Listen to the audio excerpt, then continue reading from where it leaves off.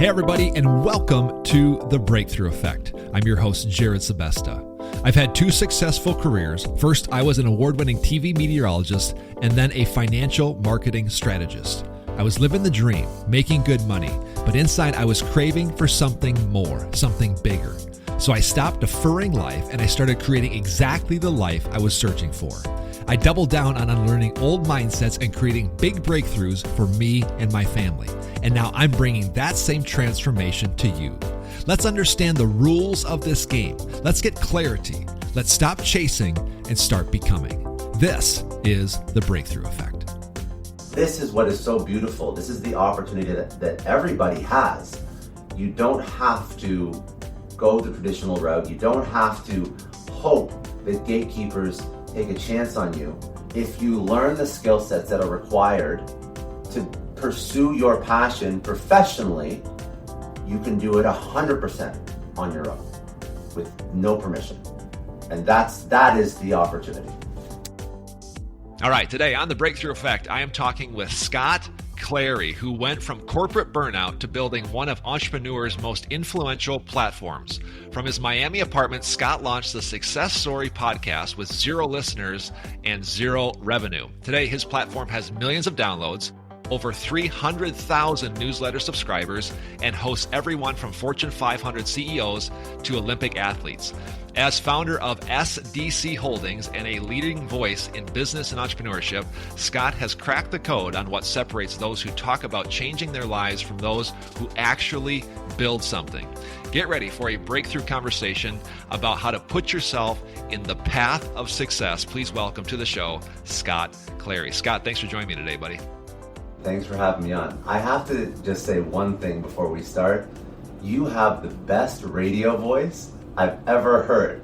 I can tell that you used to work in TV or radio or something, because that was so clean and so smooth, and that was a one hit. I appreciate you, man. I'm excited to be here.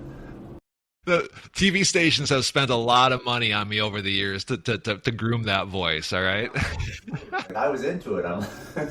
I got a lot of questions. I want to take this down a path that really helps people break through. I can't wait for this interview, but I want to get things started off with kind of something to shake you up a little bit. Are you ready? At the end of the day, who is Scott Clary? You know, it's so funny how right before we press record, you said that you feel like you're hitting your stride right now, and you're really feeling like you're in your zone of genius with your podcast and the work that you're doing. And I think I am too, to a degree, with the work that I do. I enjoy what I do. I'm very fulfilled by what I do. But if you ask me who I am, I don't feel like it's something stagnant, like, oh, I am just a podcaster, or I am a podcaster. I think that that's something that is easy to identify with, because that's a lot of the content I put out and that's a lot of the work that I do. But I think that who is Scott is so much more than that. And I want to turn this into a little bit of a quasi lesson right off the bat. I'm always very careful not to let what I do turn into my identity. And people could interpret that in a variety of different ways. They could say, well, is that because he's like never happy, or he doesn't want to be complacent, or, you know, I've heard this thing about being too comfortable, and comfort zones are no, it has nothing to do with that. It's actually the opposite. I need to not let my work turn into my identity. I need to make sure that Scott isn't just podcaster or writer or whatever it is I'm doing in the moment. Because a lot of entrepreneurs, when they go out on their own, it's a very lonely game. And if you let your work become your identity and only your identity, it's a quick path to depression, anxiety, stress. You mentioned corporate burnout. There's a lot of entrepreneurial burnout as well. So when I think about who I am, I want to be somebody who is offering a ton of value to the world. I want to be somebody who is a loving partner and hopefully father and son and brother. I want to be someone who is ambitious and curious and pathetic. These are things I aspire to be. I'm not perfect with any of these things every day, like at all. But this is who Scott is. way more than Scott is a podcaster or Scott is an entrepreneur or Scott is a writer. Because if who I aspire to be in my value system is always there, even if the work doesn't work out, it doesn't really set me back or make me second guess myself. And there's a lot of times when the work doesn't work out. There's a lot of times when an episode falls flat or an advertiser cancels because they're not happy with the performance, or an interview just sucks because I should have prepped a little bit more, or me and the guests don't vibe. I mean, there's a million and one reasons why things don't work out daily. So who is Scott? That's who I am. It's my value system. That's really important because I think that entrepreneurs, probably more than somebody who works in a company, not all the time, but more often an entrepreneur completely identifies with their work because it is so all-consuming. And I think that's very dangerous. So I'm not saying that it's not important to love what you do and to put yourself into it and to even have seasons of unbalance in your life. We can talk about that idea as well. I think it's also important for an entrepreneur not always to be balanced if they want to achieve anything great. But I think that letting your work consume your identity is not a healthy thing. Have an identity outside of that, and that's probably the best way to ironically be successful at the thing that you're doing. It's fantastic, and I resonate with that so much. And what I hear you saying is that you have to find out who you are and then create a vessel, an outlet, create the business, the platform, the thing that isn't the thing, but it coincides with what actually is the thing. You know, we joked right before we hit record because I want to hear your answer on this. I was just in front of a group of people yesterday, some young professionals, and I said, I want you to understand who you want to become. And I always get like, what do you mean by that? How do people figure out this question of who they actually are? So I think that this plays into the idea of, should you follow your passion? That's a very common trope that you hear passed around quite a bit, because they think that, well, if I'm passionate about this thing, then if I lead into it and do it, it can become my business and I'll be successful at it. I write about this a lot, and I think you hear quite a few people discuss who have been in the arena, in the trenches. If you're trying to figure out who you are, don't follow your passion. Like, learn a skill, achieve mastery at that skill or multiple skills, and then you will find a way to monetize that skill, and that will be a quick path quicker to figuring out who you actually are and what you want to do on this earth, versus somebody who just has an abstract passion for something, has no significant skill set, and then tries to go build that thing or be that thing, and then it ultimately fails. So I think that pursuing mastery in a skill set is how you actually figure out who you are, versus this abstract idea of just following a passion. But then again, like, who you are, it evolves over time too. So when I'll just use me as an example because it's much easier to just talk through my career journey, I guess. When I first started my career, I was in sales, and I learned how to sell, and I learned how to market, and I thought I was great at sales and marketing. And then I realized that skill that I'd achieved a certain level of mastery in was applicable to a whole bunch of other things that were a little bit more exciting to me in the moment. So when I started my podcast, the reason why the podcast did so well was because I didn't have any budget to hire a team, but I could put together emails that could land great guests. So that's selling 101. I could have the subject lines that had high open rates. I had the copy that had a high click through, and I had the conversion, which is the guest, Guy Kawasaki, Grant Cardone, Anthony Scaramucci, Patrick Bet-David, like some bigger names saying yes to jumping on a podcast in the first 10, 15 episodes. So sales, achieving mastery in sales, allowed me to change who I was from sales and marketing person into podcasting person. And then I realized that, okay, well, if I want to start my podcast, I have no budget. I can't hire a marketing team to take this podcast and edit it and write show notes for it and clip little video clips for it. So that's not such a big issue because I've achieved mastery in marketing and I understand everything there is about marketing. So I understand Premiere and I understand Canva and I understand what great copy looks like. And I can do all this stuff myself. So now, the fact that I achieved mastery allowed me to become a podcaster. So when I first started learning about sales and marketing, it was just a career move. I was working in, I'm Canadian, so we don't have W-2, but W-2 corporate, and achieving mastery and progressing my skill set allowed me to redefine who I was and to progress into a new version of Scott, which is who I am right now. But I think that's how most people who are successful, that's how their careers pan out. They're really good at something, and they realize that it can compound their own career growth, and it can compound their own identity. So that's why not pursuing a passion, but pursuing mastery is so important for figuring out who you are. Always change. You just figure out the skill sets that will allow you to change into the person who you want to become. Does that make sense? Oh, 100%. I think that was beautifully articulated, and I resonate with that, because when I was going through my second career, before we hit record, I said I've had 2 10-year-long careers. One was in TV, one was in business development in the financial world. And as I was approaching the end of that one, a couple of years before I fired myself, I remember going kind of through this mental exercise, and I remember having a conversation with myself. And at the time, I'm 43, 44 years old, and I remember thinking, like, I feel most alive when I am helping a group of people, speaking and sharing from my heart authentically, and I see change in them. But at the same time too, I think back to my early days of TV, where I say this jokingly, but it's true, Scott. I've never been paid unless it involved talking. I literally have never. I can't build a widget. I can't frame a house. I can't lay concrete. I'm pretty useless outside of this. Right. You don't have the skills to support that dream. You're going to be able to do that thing. So even if you were a great speaker, by the way, even if you were a great speaker, you still have to understand all the different skill sets that are required to turn that into a business that you can do for a job, that you can make money from, right? And I think that that's where people get stuck. So that is how you figure out who you are. You have an idea of what it is that you're great at, that you're better at than anyone else on this earth.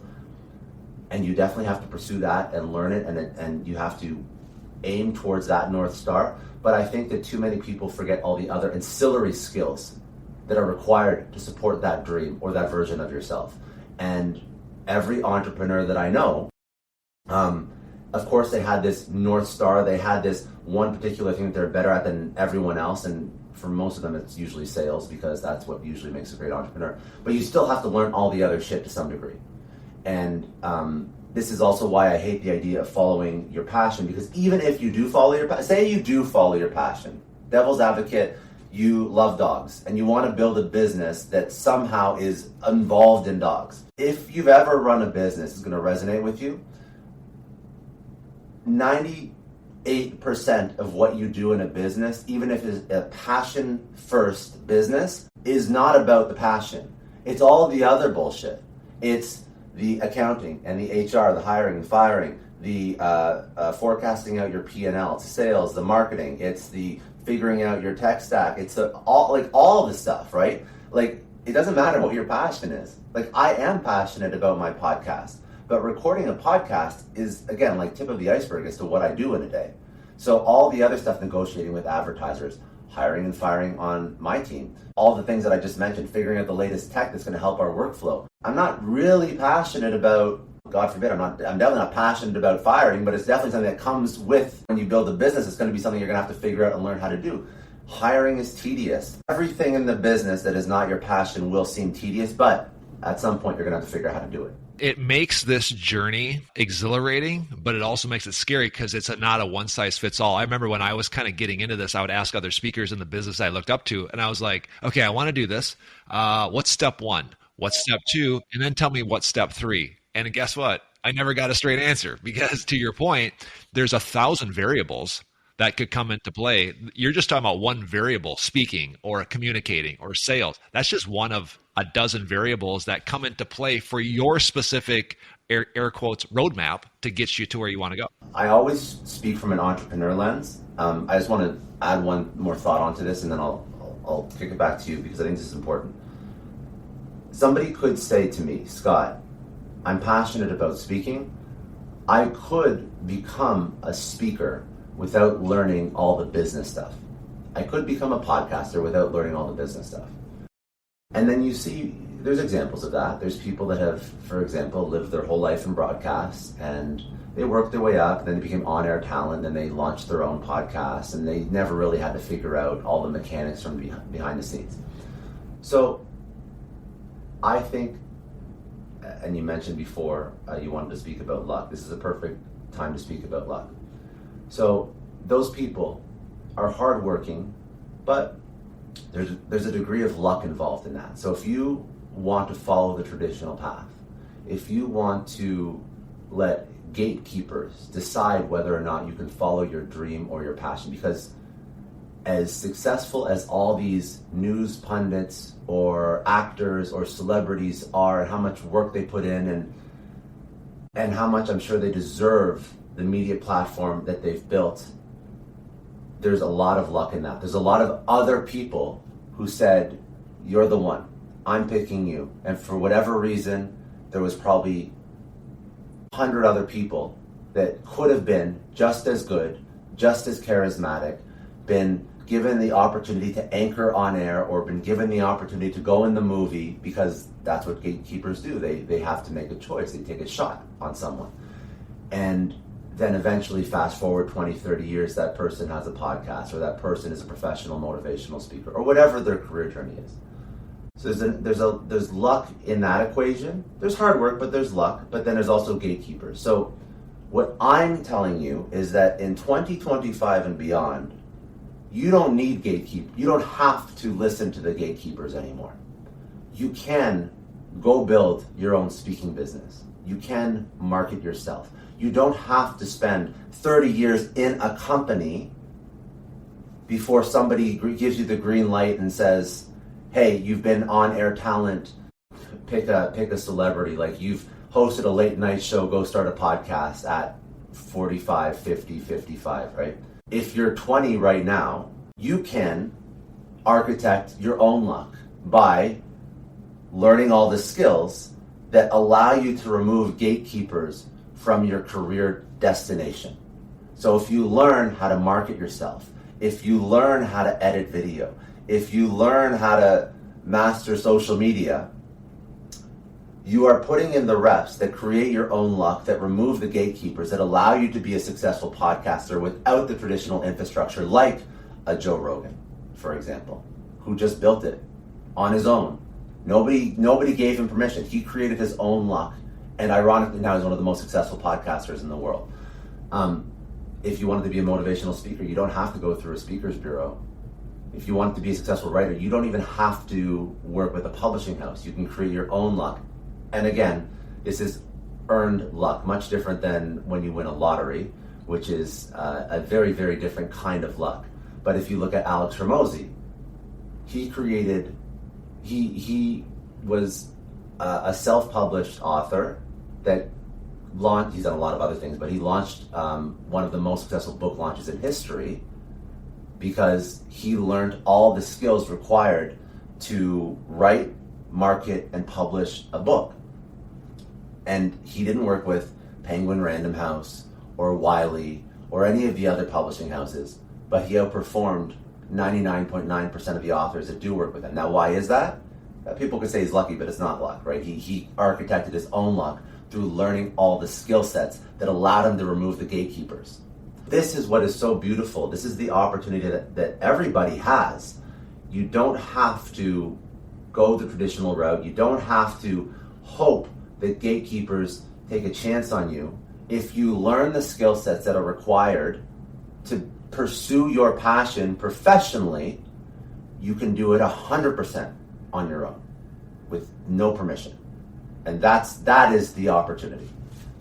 You're speaking my love language, because this is what I preach to people, that you actually get a say. And again, I resonate with that so much, Scott, because for 43 years, I turned 47 in 2 weeks. For 43 years, I believed that I had to wait for the world to validate me. I was always waiting for the world to give me the things, the desires of my heart. And finally, I got sick of it, and I was like, I'm done with this. And I realized that what I actually started to get into my mind over the last several years of this transformation was exactly what you said, that you get a say and you can actually manipulate the numbers, so to speak, in your favor. You mentioned luck, and you did a podcast recently about this. I kid you not, I've listened to it no less than 8 times. Spectacular show. I don't want you to like regurgitate everything in that show, but you already touched on a couple of things. There's ways that you can, and I don't like the word manifest. I just don't like that word. I don't know why. I just don't care for it.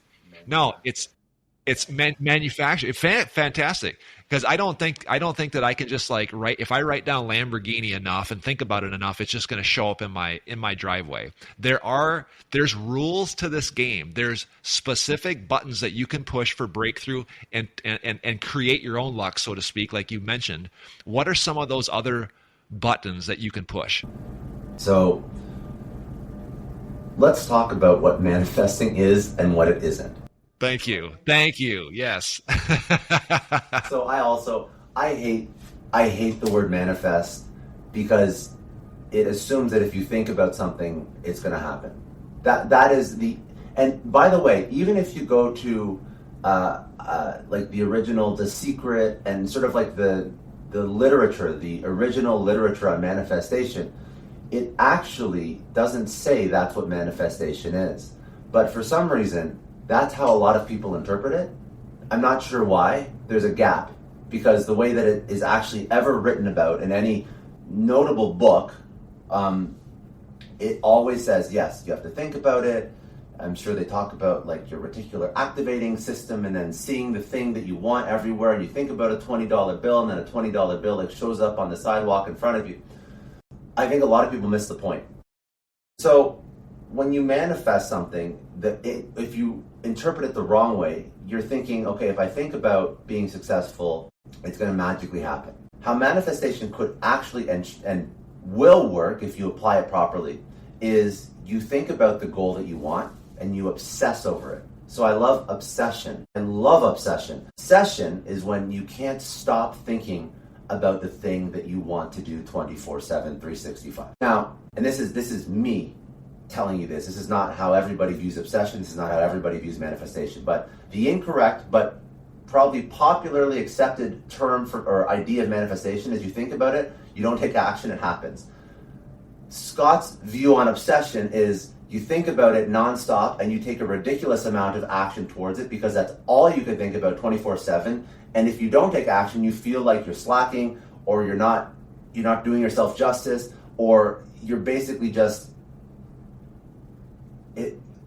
when I slack on my podcast, I get mad at myself because I'm like, what the fuck is wrong with you, Scott? You put so much energy and effort into this thing. You love it.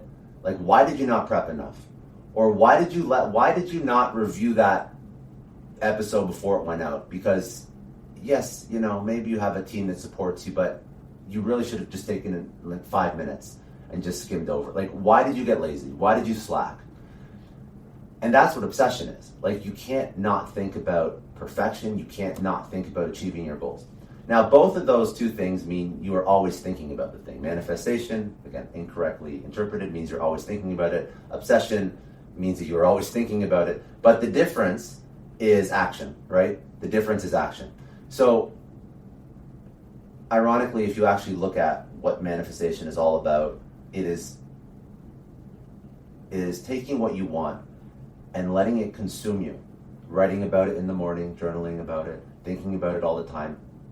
Everything you think about, everything you research, everything you talk about is the thing that you want to accomplish. To me, that sounds a lot like obsession, but that is what is required, because when you constantly think about the thing, first of all, you have to take action against that idea. You have to constantly be taking action. But also, when you constantly think about something, you will default to action because you want it so badly. You will always default to action. Like, I can't not, like when I go on vacation, and we'll talk about balance in a second, but when I go on vacation, I have a hard time not thinking about my show. I have a hard time not thinking about my content because I really love it. Like, I genuinely love it.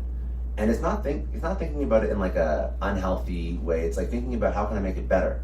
Or I'm scrolling on Instagram and I see an idea. I'm like, oh, I love the way they put that reel together. mental note, I want to try that with my team later on because that seems like it's doing very, very well. So when you are obsessed with something, you see examples of it everywhere in the world that excite you, that light you up, because those examples can lead to action that you're pretty sure can make your thing better. So I think that more people have to be obsessed and combine that with action and understand that it's okay to think about your thing 24/7, 365. That's very normal.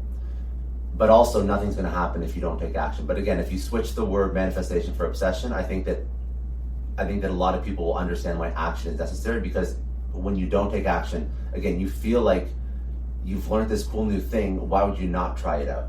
Mm-hmm. Or your product is subpar. Why would you not want to improve it? Because you're obsessed with it. So how could you not?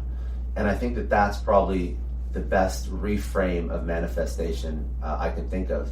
Because when you do apply this obsession and this for a season of your life, balanced focus on the thing you're trying to build, and you combine that with action, I think it's actually very hard to fail. And I think that that's one thing that is one of the biggest sort of entrepreneur mindset unlocks for me. If you are obsessed with a thing, if you study it 24/7, 365, if you understand that a season of your life will have unbalance, which is okay, because everything that's ever been built that's great, there was a season in that person's life that was unbalanced. Not saying your whole life, but a season. And then you combine that with action against that thing, and a long enough time horizon. That's also an important X factor in your success, meaning don't set the expectation that it's going to be successful in 6 months, but if you set the expectation that if you're going to do this thing for 10 years, I think it is incredibly hard not to be successful at it. So there's a few different mental models that I mentioned that you said were like different buttons or levers you could pull to become successful as an entrepreneur, which I think most of this audience is. But if we go through them, so obsession, action, and basically setting a time horizon that makes it unreasonable for you to fail. And if you combine these ideas together, which are basically the core ideas that every single person who I've interviewed believes in, you will, whatever it is you're building, a podcast, you could building a software product, you could be starting a lawn care business, doesn't really matter. You'll figure it out. You will 100% figure it out. But you need that combination of these, at bare minimum, these three sort of mental models, so that you will be successful, because there's not a single entrepreneur that I know that is not obsessed, that does not take a ridiculous, that does not take a ridiculous amount of action, and does not realize that it's going to take them longer than they thought it would, but ultimately, if they stay in the game long enough, they do end up figuring it out. The year 10 version of what they build is a little bit different than the day one idea they had in their head. They do end up figuring a version of it out. So I would say that those are, you call them buttons, levers, mental models, whatever you want to call them, very important ideas that if anybody adopts, yourself included with the podcast, you'll figure it out and be one of the best in the world at what you do. Beautifully said. Again, I'm making like a mathematical equation: obsession plus action over time. It seems like that over time variable is like the hard one, right? Like you said in that last podcast, you're talking about luck. You said people will give up about 18 months before a massive breakthrough. Whenever I talk to somebody who's built something really powerful, I said, do you remember what it was like? Because I'm in a building phase right now. So I'm the one that, obsesses, and I'm up at 3 a.m. and, constantly looking at everything through the lens of my content, my business, my platform, how to build it. And I asked those people to rewind the tape. You remember what it was like, right? And they're like, yeah, I do. When did it start to kind of take off where you felt that momentum? And they always want to say about year 3 to 5. Have you found that consistent in your own platforms and businesses? It's so funny. When I wrote that article, I was trying to figure out if 18 months is a little bit too early. And in hindsight, I actually think it is. I think that 18 months, something working, maybe that's a little bit optimistic. Maybe I should have written 24 or 36. When I was writing that article, it was around the 18-month mark for me with the podcast. When it started to And again, I guess it depends on what your definition of success is, and you should know that as well. Sure. Also depends on how much action you're taking too. I mean, all these variables kind of. So I'll tell you the story about my podcast because that's a great reference point. But when I started my podcast, my KPI, my metric for success was, can this make not an incredible income, but a little bit of an income? Can I monetize this? Can I turn this into a job to some degree? Actually, I didn't even think that when I first started it, but as I put a lot of effort into it, I realized like, okay, that's a good like metric. Like if I can turn this into a little bit of a side income, it doesn't have to be, making me rich, but if I can create content that builds an audience and I can see the progression, and then if I see the progression, and I'm a marketer, so I understand CPM and I understand, well, okay, so if I have so many downloads and I have a certain audience avatar and that's a perfect avatar for a certain product or service or brand to advertise in, and they pay me so much per CPM, and I see that every month the numbers are going up, I can sort of forecast out how this could look in 5 or 10 or so I can see how this could turn into $50,000 a year business, $100,000 a year business, $500,000, $1 million, et cetera, et cetera. So the goal was to get it to like a $50,000 a year business. And by 18 months, it had grown beyond that with the advertisers that I had secured. So that was about the time when I'm like, okay, it's not a lot of money, especially in a major US city. 50,000 does not make you anything, but it was at least something that it's working. That's what I was looking for. It's working, it's moving in the right direction. If I keep on this trajectory, it can turn into something big. And that's ignoring all the other ancillary benefits of building media leverage, which is what I was doing. But that being said, me and my personality, when I build something, I take more action than the average person. Like, just full stop. Over 6.5 years, not only have I put out over 1,000 episodes on the main podcast, I've launched other podcasts, I've launched different ideas that I've killed and tried and haven't worked and have worked. So I put out about today 40 to 50 pieces of content. I would be running email campaigns trying to get as many guests as I possibly could. Like, I just wanted to put as many reps in. So 2 years in, I don't remember how many episodes I had, but it was more than like the average podcaster. Now, that being said, that's unique to me. The work is not unique to me. A lot of people work very damn hard, but putting that much energy into something was unique to my circumstances, what I was able to do, the fact that I wasn't too worried about earning money at a full-time job. I know some people have very different sets of circumstances. So for me, it was around the 18-month mark when I was like, okay, this is really killing it. But keep in mind, that was like 18 months of nonstop, plus with like a background of as a marketer knowing what I was doing. So for the average person starting a podcast who doesn't know marketing, maybe it would take them 3 years, 36, or maybe it would take them 4. Doesn't really matter. The point that the idea stands, right? That's the beautiful thing about mental models. They apply in every situation. So if you extend your time horizon, it's very hard for you to fail.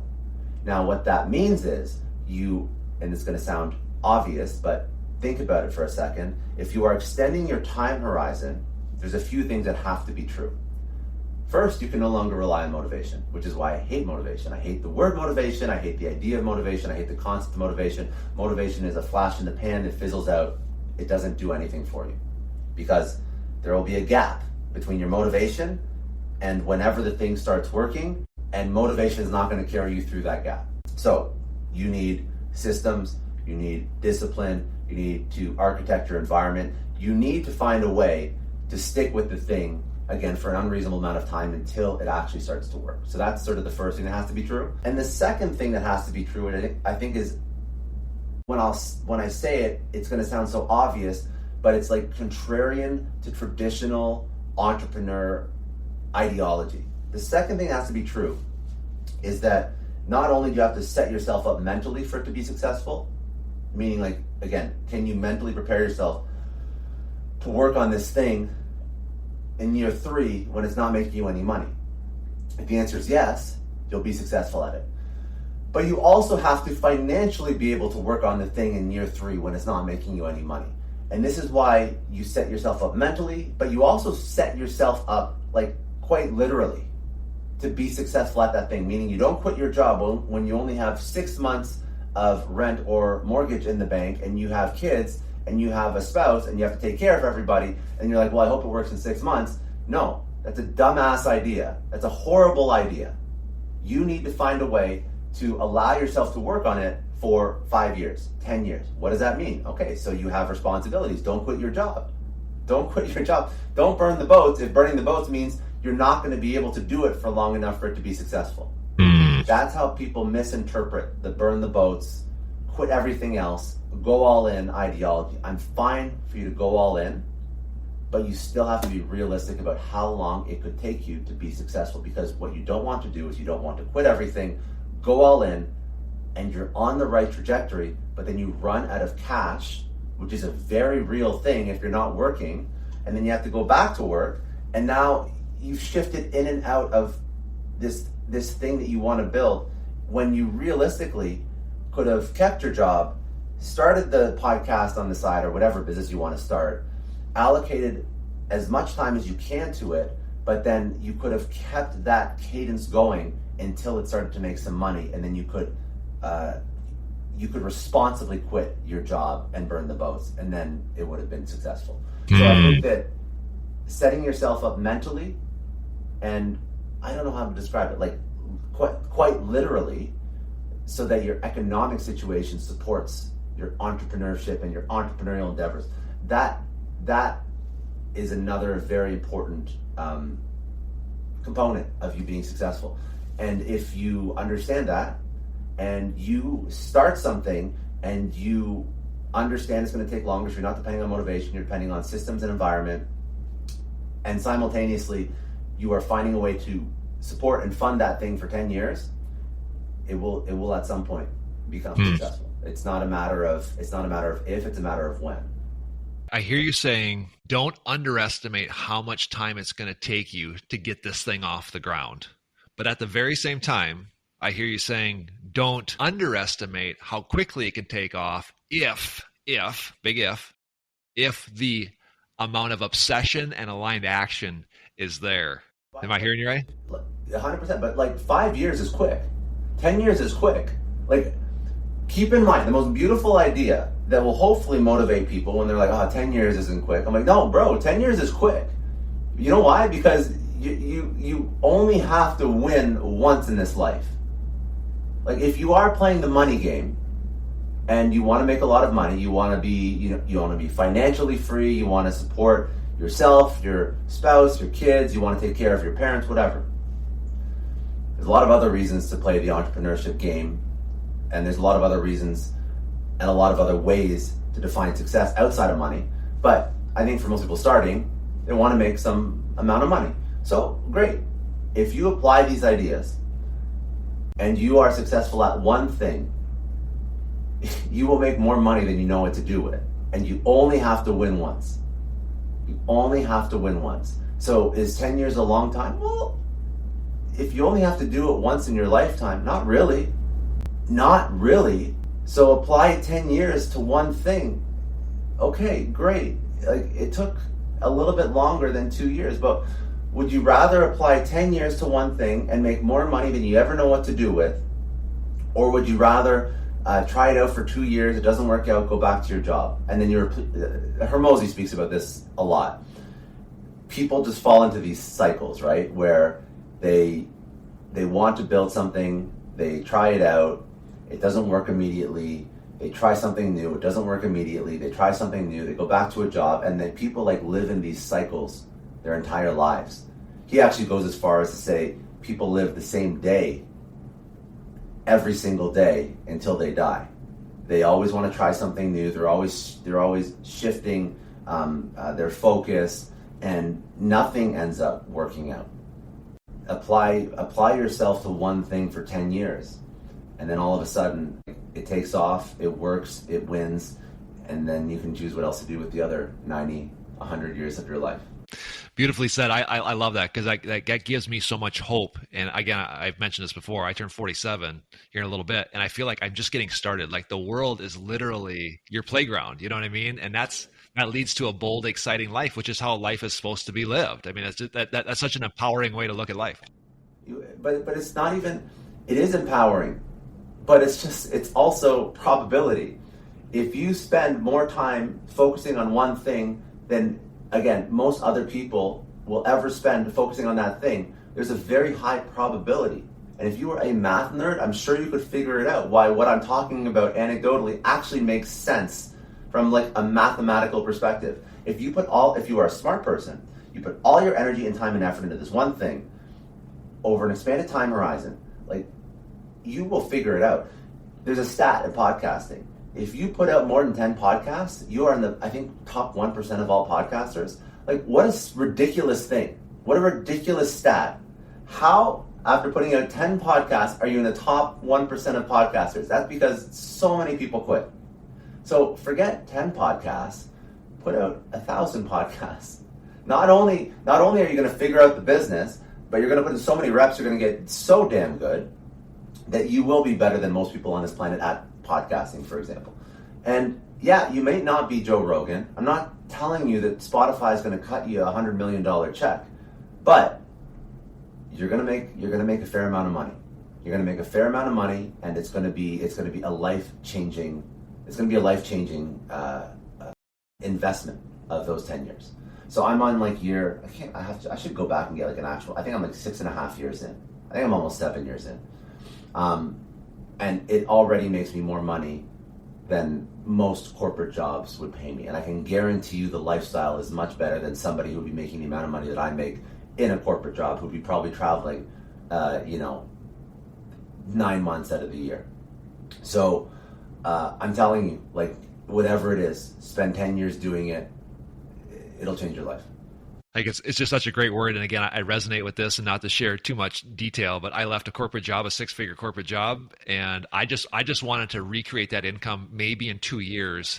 And last month I made almost half of my year's salary in 1 month. And then I'm not saying that as like, oh, look at me go. I'm saying, listen to what Scott's saying, but also look at what I've done in the last year. And people who follow me have seen it. I've thrown everything at this bad boy, you know what I mean? And so, because like any significant skill that you develop that a corporation would find useful, they pay you, I'm sure there's stats out there, but they pay you like 1/10 of what you're actually worth, right? So if you take that skill and you sell it on the market, it doesn't take many customers to make up what a corporate salary will pay you for that same skill set. Like, it really doesn't. And there's a whole bunch of other ancillary benefits, like you are a solopreneur, you own your own business. Yes. I'm not a tax expert. Definitely some tax benefits to being self-employed. Go look this up.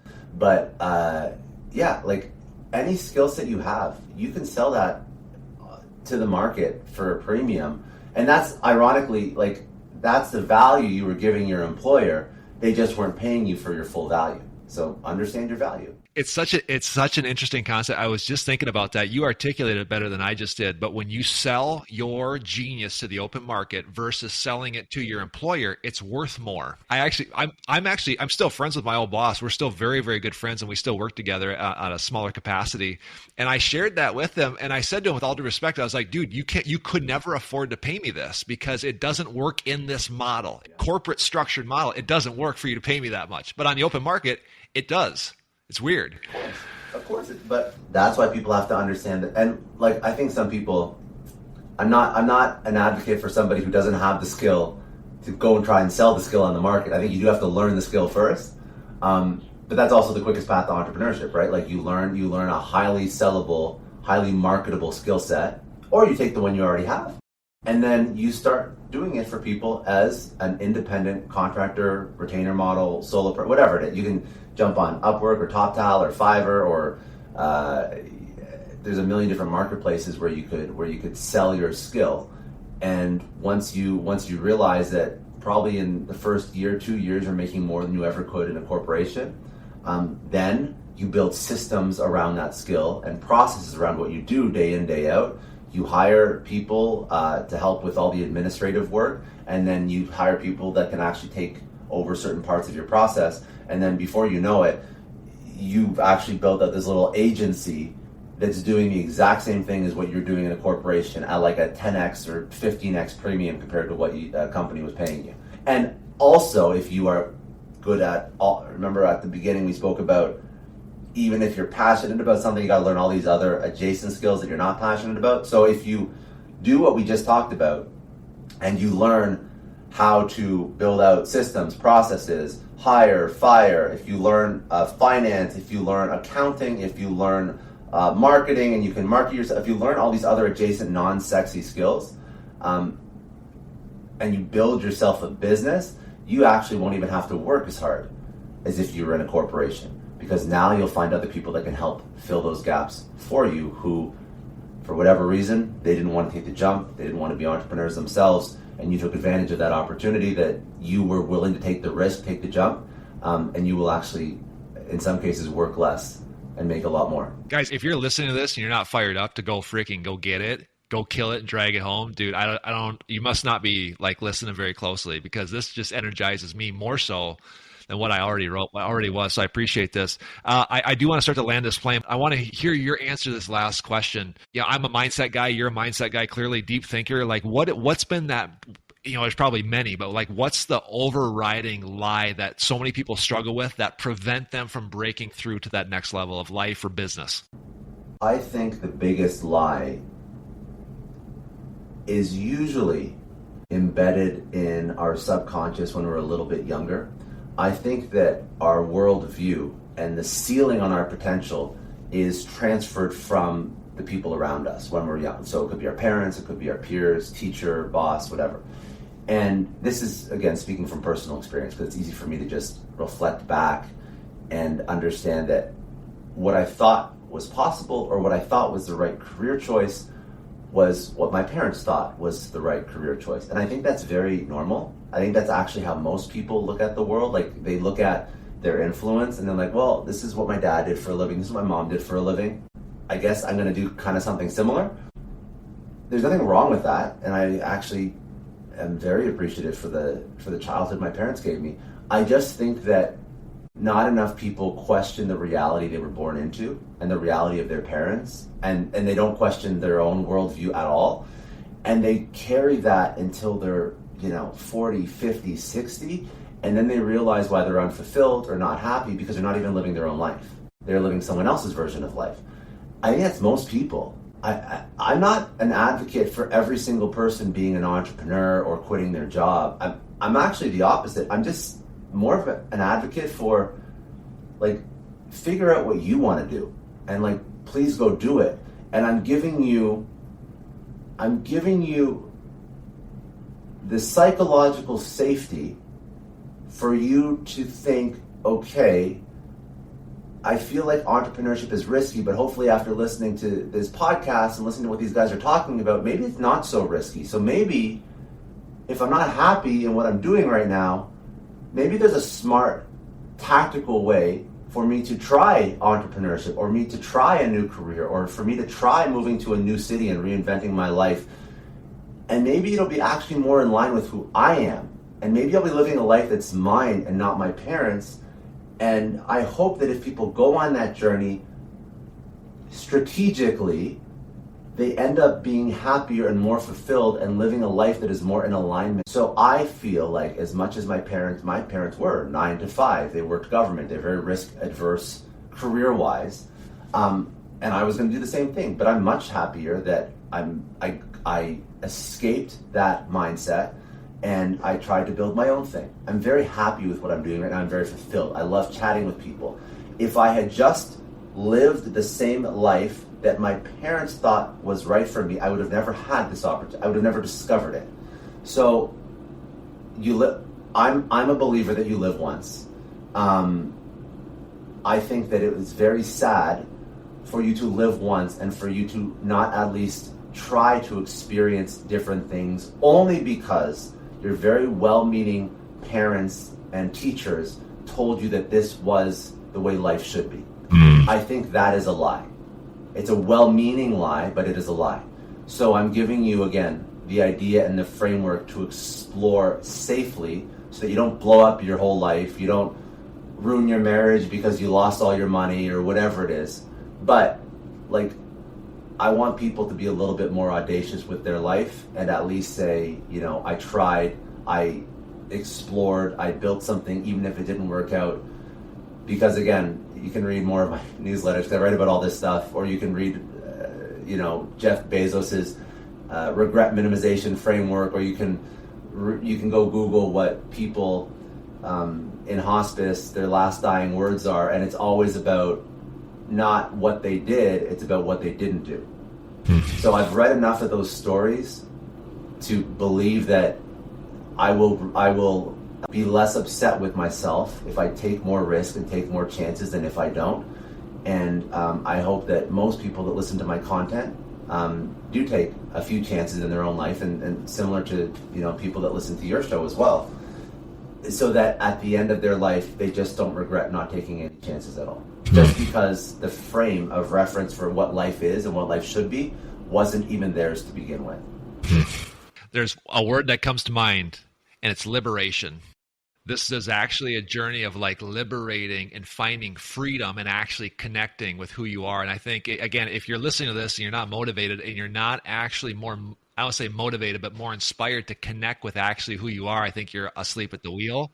But I want to reiterate, you said at the beginning, there are no gatekeepers in this game anymore. Those gatekeepers are gone. If you have a foundational structure, a methodology, it's not as risky as you think if you know what you're getting yourself into and you have the right foundations in place.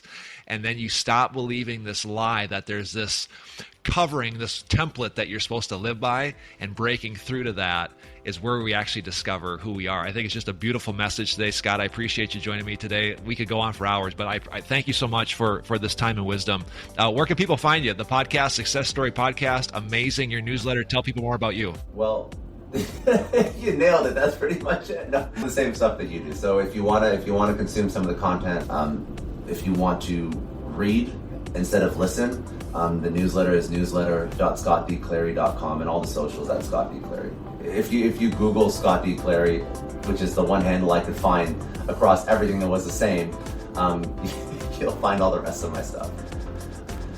Scott D. Clary, I love it. Awesome stuff, man. Incredible. Dude, that was fantastic. I appreciate you. Hopefully that was good. I tried to cover everything. That was really fun. That was a lot of fun. That was quick too. It's going to be the easiest interview you ever do. I told you that. No, I love it.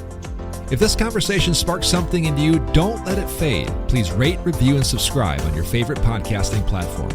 Don't forget to connect with me online as well. Follow me at Jared Sebesta on Instagram, LinkedIn, and YouTube, or dive deeper at my website, jaredsebesta.com, where all my free trainings and resources are waiting for you. And remember, stop chasing the life you want and start becoming. This is the Breakthrough Effect. We'll see you next time.